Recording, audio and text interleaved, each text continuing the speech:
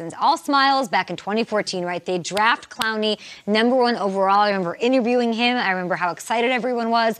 And now the future of their star player is pretty uncertain. The Texans have a really tough decision to make. So let's get the latest from Mike Garafolo. Well, Kay, I'm going to preface this by saying people sometimes say things that don't come to fruition, or maybe they don't mean, when they're in emotional situations like Jadeveon Clowney is right now. But I have spoken to several people who have spoken to Clowney in recent days and weeks, and they have all told me the same thing, that Jadeveon Clowney has communicated to them that he's not afraid to miss a couple of games here as we get into the regular season and as he tries to make sure that he sets himself up for the best long-term situation. And that might not be in Houston. I am told that Clowney is very hurt by the fact that the Texans are entertaining trade offers and allowed him to speak to the Miami Dolphins. Doesn't sound like he's really that eager to go down to Miami in the first place. There might be some other destinations that are more desirable for Clowney. But everyone assumed that he would sign that franchise tag and be ready to play for week 1, whether it was for the Texans or someone else. It might not be the case. Clowney has control as long as he doesn't sign that tag. Yes, he'd be punting on $1 million per week, but I am told that for Clowney, long-term, much more important than his short-term financial well-being.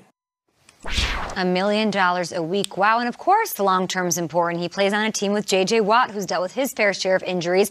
Jadeveon Clowney himself gets drafted #1 overall, Will, and then deals with injuries for several years until finally he's only missed 1 game in the last 2 seasons, and he leads the Texans in sacks over the last 3. See, for me, it feels like, and again, this is not any intel that I specifically have, but it feels as though there's something about him and Bill O'Brien that just don't mesh from the very beginning, where it feels like Bill O'Brien wanted to put his imprint on this team. Now Bill O'Brien is there. He's the head coach. They're looking for a general manager. They do have the money, but yet if they wanted him that badly and he did lead the team in sacks, why haven't they already signed him? That's the question. There's something else there at work that maybe we're not seeing or understanding, but to have a talent like him on the team playing opposite J.J. Watt, you would say, yes, please, let's have these 2 guys there in the defense mixing it up. But right to date, nothing has happened. Yeah, and to your point, Will, it seemed like early in his career there was a disconnect between Jadeveon and the team, and even,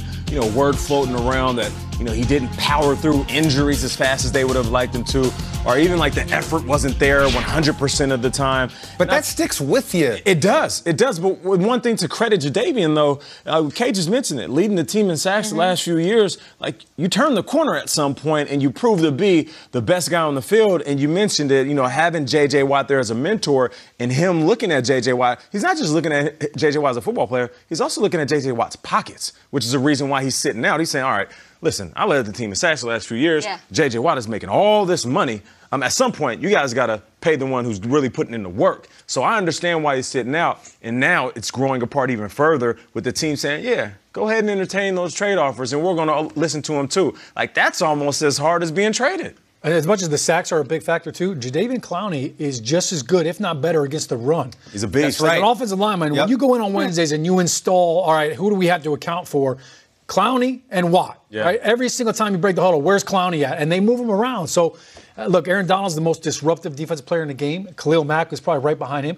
Jadeveon Clowney is in that conversation. So, from a financial standpoint, Will, the question that I have is for the Texans, I'm with you. Why haven't they signed him? Not only this year they have the cap space. Next year as well. Yeah, next year the second most as well. So they've got $70 million. Baffling.